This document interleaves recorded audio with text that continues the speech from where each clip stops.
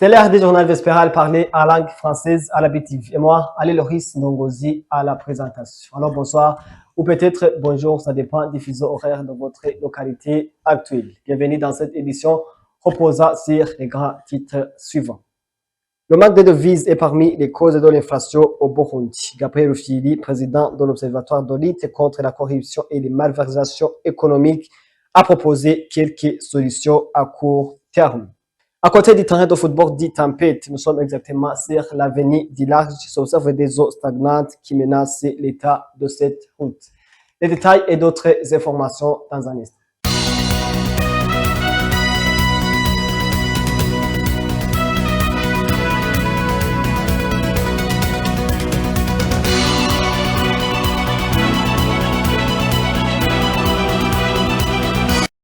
Bienvenue encore une fois. Le manque de devises est parmi les causes principales de l'inflation au Burundi. Gabriel Rufyiri, président de l'Observatoire de lutte contre la corruption et les malversations économiques au Comensig, propose des solutions à court terme. Selon lui, l'État devrait contracter une dette auprès d'une institution financière internationale pour stabiliser le marché d'échange. C'était lors d'une conférence de presse qu'il a tenu à l'endroit des journalistes ce mardi 19 novembre 2024.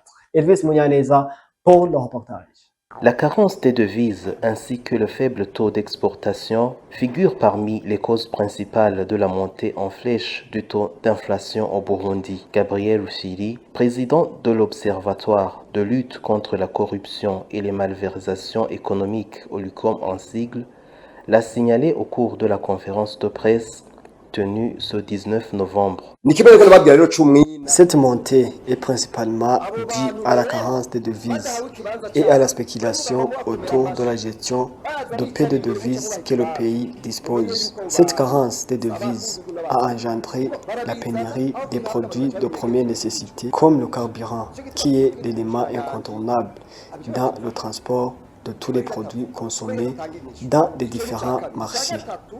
Le manque de devises est actuellement la principale cause des matières premières pour les entreprises de production et de transformation. En plus, le Burundi ne dispose pas de produits à exporter à l'étranger. Gabriel Rufyiri propose quelques recommandations suite à cette situation d'inflation au Burundi et celle du pouvoir d'achat des Burundais qui n'augmente pas.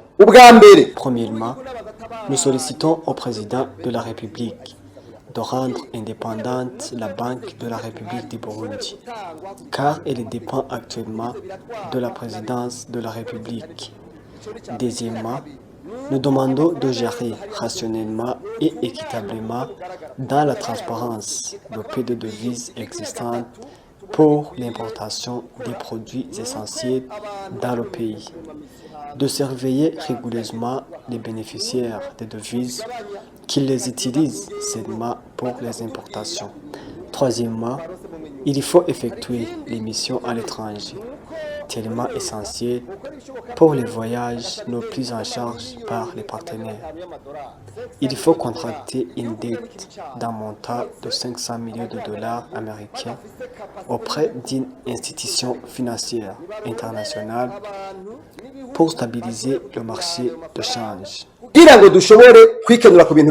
Selon les données semestrielles à la disposition de l'ULUCOM, du mois d'avril au mois de novembre 2024, les prix de certains produits sensibles ont doublé.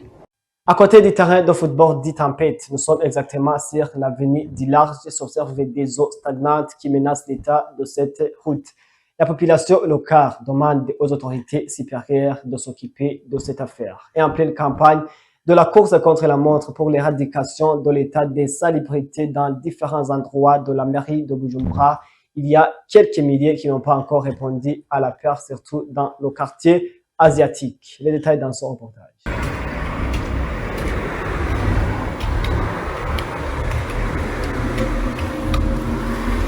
La route, connue sous le nom de l'avenue du Large, dans sa partie située à côté du terrain de football Tempête, est menacée par les eaux qui y stagnent depuis un certain temps. Beaucoup de personnes pensaient que ces eaux prenaient source dans le sous-sol, ce qui n'est pas du tout vrai selon les témoignages des habitants de la localité. Ces derniers craignent que, plus ces eaux demeurent dans cette zone, plus ils seront exposés à d'énormes dégâts. twamenye yazananye twabona aduga bwa mbere hoho mbere twibaza ngo ni kubera ko Tanganyika rwari rwatanguye kuba buzu benshi bari batanguye kwibaza ko Tanganyika rugeze ngaha mugabo haheze nk'iminsi ibiri tubona aragomorotse aragiye. Avant, on ne connaissait pas les provenances. On pensait que c'était l'eau du lac Tanganyika. Mais après des jours, on s'est retrouvé avec un endroit sec. Mais le lendemain, les eaux sont revenues. Et là, nous avons remarqué qu'il y a des caniveaux bouchés. Les dégâts sont déjà observables dans cette localité. Ici aussi, cette route est sous la menace. Nous demandons aux autorités locales de porter ce problème dans les structures supérieures. Riranyengeye kugasanga no kubomoka ryabomotse hanini ico twosaba abazezwe ubutegetsi nka chef de quartier ko yoza karaba hanyuma akararaba ingene atanga raporo hejuru kugira ababishoboye baze kuziburura aho hantu hazivi.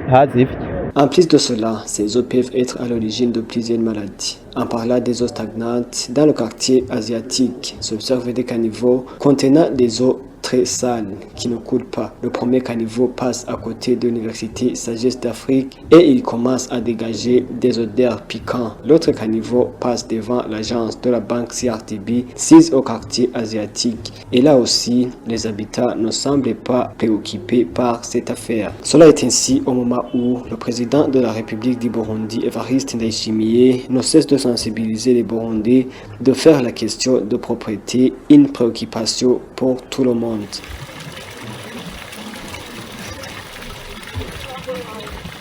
Et pour l'avant-dernière actualité de notre journal, le 19 novembre de chaque année, le monde entier célèbre la journée internationale dédiée aux toilettes. Et à mairie de Bujumbura, les toilettes publiques sont en très petit nombre, ce qui fait que les citoyens se soulagent pour les grands et petits besoins dans des endroits non concernés. Raphaël Nyandwi pour nous en dire plus. Alors que chaque 19 novembre, le monde célèbre la journée internationale des toilettes. Au Burundi, notamment dans la capitale économique Bujumbura, quel est l'état des toilettes publiques? Il y a très peu d'endroits où l'on peut trouver du service de toilettes publiques, ce qui amène les citoyens à se soulager de petits ou grands besoins dans des différents endroits qui n'ont pas été prévus pour ces besoins. C'est l'une des raisons qui conduisent à la destruction de l'environnement et à la possibilité d'apparition de maladies épidémiques pouvant affaiblir la santé des citoyens. Certains citoyens de la ville de Bujumbura ont demandé au gouvernement d'installer des toilettes publiques dans de nombreux endroits où de nombreuses personnes se rassemblent, comme les marchés, les parkings et les centres de pêche. D'autres ont demandé au gouvernement d'imposer de lourdes sanctions à ceux qui seraient reconnus coupables de destruction de l'environnement dans des domaines non concernés. D'autres citoyens ont également demandé à chacun d'être le protecteur de l'autre pour s'assurer que personne ne fasse négligement à des petits ou grands besoins. Par ailleurs, les citoyens ont demandé à tous les citoyens de changer de mentalité tout en prenant conscience que la propriété est l'affaire de tout un chacun, leur demandant ainsi de faire attention à la propriété à tout moment. Cependant, il y a un homme d'affaires qui est un bon modèle qui a installé des toilettes publiques avec de l'eau potable gratuitement pour tous les citoyens dans le besoin dans son hôtel downtown à Rohero sur l'avenue de l'université à mairie de Bujumbura. Signalons que même les toilettes publiques de l'endroit où se trouvait autrefois le marché central de Bujumbura sont facturées jusqu'à 500 francs pour toute personne qui en a besoin. Place maintenant à l'actualité internationale avec Gilles Vernet-Nakiman.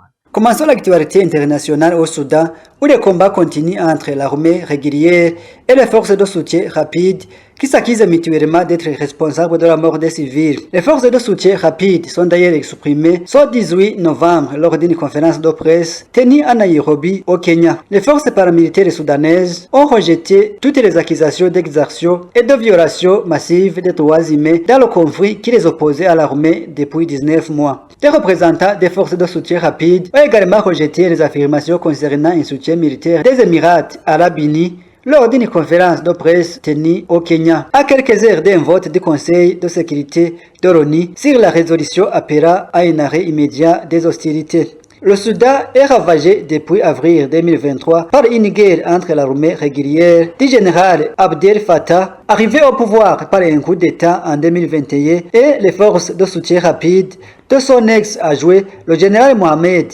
Hamdan Daglo, qui a fait des dizaines de milliers de morts et de déplacés près de 11 millions de personnes selon l'ONU. Les deux cas s'accusent de crimes de guerre, de bombardements de zones résidentielles, de blocage ou de pillage de l'aide humanitaire.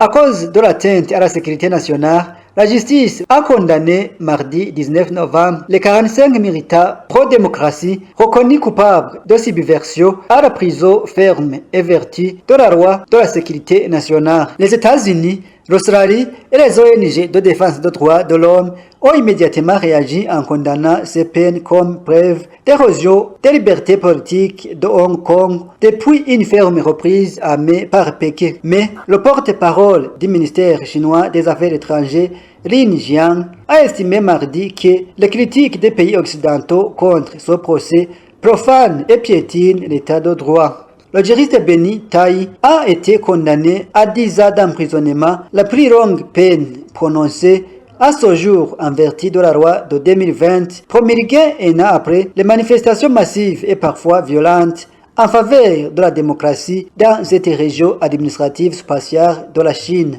À vous tous qui avez consacré votre temps à suivre ce journal, c'est par ici que prend fin notre édition. Merci de l'avoir suivi, que Dieu vous bénisse.